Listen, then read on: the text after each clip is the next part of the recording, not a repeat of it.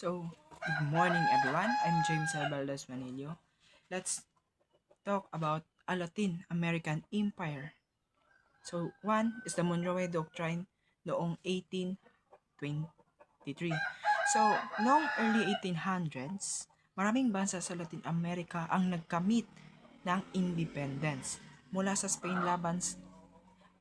at sa ibang European powers. So, nag-alala ang United States na baka subukan ng Europa na bawiin o kontrolin uli ang mga bagong bansang ito. Kaya kaya sa pamumuno ni President James Monroe, he made a rule called the Monroe Doctrine, saying that Europe should no longer colonize or control countries in the Americas.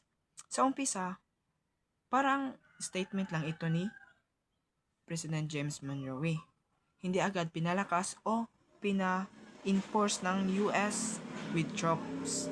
Pero kalaunan ito ay naging importante bilang isang prinsipyo ng United States foreign policy laban sa mga European interference sa Western Hemisphere. So, but for a long time, the US didn't really enforce it until the situation in Cuba tested it. So,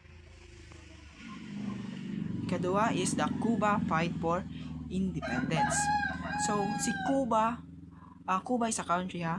So, si Cuba is isa sa huling colonies ng Spain sa Amerika. Kaya noong 1868, nag-umpisa silang ng unang malakihang rebellion pero natalo pagkaraan ng 10 taon. Kaya bumalik ang laban noong 1895. 1895. So, si Jose Marti, a Cuban writer and hero, started another fight for kalayaan or freedom. Pero, namatay siya ng maaga, but his dream live on. Sa tingin ko, na tunugan ng mga Europa na may plano si Jose Marti na ipaglaban ang kanyang bansa para sa kalayaan.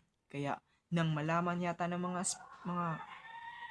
Espanya, napagdesisyon na nila na patayin si Jose Marti. Yun lang yung opinion ko. Tapos, the US got involved in 1898 because American had business interests in Cuba. So, there's a lot of American businesses at investment sa Cuba. Kaya may economic interest ang US doon. So, nakita rin ng mga Amerikano ang kalupitan ng Spanish laban sa mga Cuban civilians. Marami ang nag-sympathize ng cause ng independence. Kaya siguro nagalit ang mga Amerikano dahil sa walang awa na pagpaslang sa mga Cuban civilians. Kaya dito nagsimula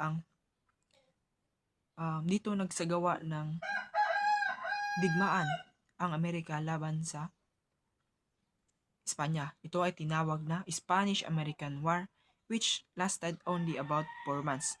So the US won easily. So siguro natalo ang mga Spain dahil mas malaki ang mga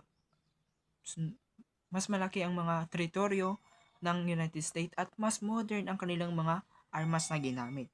Kaya mas advantage yung mga armas nila. So the result of the Spanish-American War. So Spain lost and gave up its last colonies, the Puerto Rico, the Guam, and the Philippines. Lahat ng yan ay naging teritoryo ng mga United States. So Cuba became independent in 1901, but the US kept a military government there and controlled many of its affairs. Naging independent nga ang bansang Cuba, pero ginawa naman itong mga kuta or teritoryo ng mga sundalo ng mga United States and kinontrol rin nila ang bansa. So, lahat ng hindi naman sa lahat. So, many Cubans felt betrayed kasi kala nila na ang mga Amerikano ay tutulungan sila para mag-gain ang kanilang freedom. Pero, nanalo nga sila laban sa Spain, pero kinontrol naman sila. So, this tension between Cuba and the US has lasted for over 100 years. So, Panama Canal. So, the US wanted to build a canal through Panama to connect the Atlantic and Pacific Ocean. As you can see naman sa ginawa kong like pagpasensyahan nyo na. Sa tingin ko, yung pula is yan yung ginawa nilang Panama Canal. So gusto ng United States na mas mabilis ang kanilang transaction sa mga trade faster sa kanilang mga produkto. Kasi kung ang kanilang cargo is nasa Atlantic Ocean, ito ay maglalakbay ng 7 to 8 days bago makapunta sa Pacific Ocean. Kaya gusto ng United States na gumawa ng Panama Canal dahil pag may Panama Canal, hindi na sila iikot, hindi na sila abutan ng 8 days doon. Kaya kung may Panama Canal, tinatansya nila na hanggang 7 hours to 8 hours lang kanilang biyahe at nandun na sila sa Pacific Ocean. Kaya rin yan kung Pacific Ocean, right? So, a French group tried to build it first but failed. Siguro, sa, no. I think that, sa Facebook platform, may nakita akong video about sa Panama Canal na, and I checked that Facebook page is almost 7 million ang followers. So, sabi niya doon na almost 27,000 ang namatay sa paggawa ng Panama Canal. Dahil, una, kulang sa budget, kulang sa mga engineer, kulang sa pera, and nagkasakit yung mga tao. Kaya,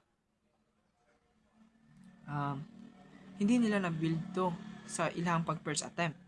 Kaya noong 1901 hanggang 1909, ito ay itinuon ng United States ang paggawa ng kanal sa pamumuno ni President Theodore Roosevelt.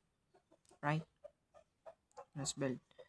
So, the problem is, ang Panama noon ay bahagi ng Colombia. So, kailangan ng permiso mula sa Colombia para magtayo ng kanal.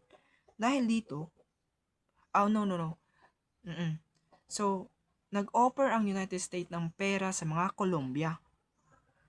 Mga pera or other terms. Pero, tinanggihan ito ng Colombia. So, dahil dito, sinuportahan ng United States ang pagkawatak-watak ng Panama mula sa Colombia. So, naging independent ang Panama at madali nang makipag-agreement ang US. So, sa huli, itinayo ng United States ang Panama Canal at malaking tagumpay ng transport at commerce. Pero controversial pa rin dahil sa paraan ng pagkuha ng zone at local na epekto ng mga taga-Panama. So, balik tayo sa video na nakita ko is, ngayon, 2017, inangkin ito ng China. Pero, ano rin si Trump na inangkin niya rin ito. So, may tension sa dalawang bansa, ang China at ang United States. Pero ngayon is may tension pa rin, pero yung dalawang bansa na tinutukoy ko, which is the China at ang United States, is patuloy pa rin na ginagamit ang Pacific o ang Panama Canal sa kasalukuyan. So, yun lang po ang aking report at maraming salamat po. Thank you. Paano ba to? Uy! Wait lang.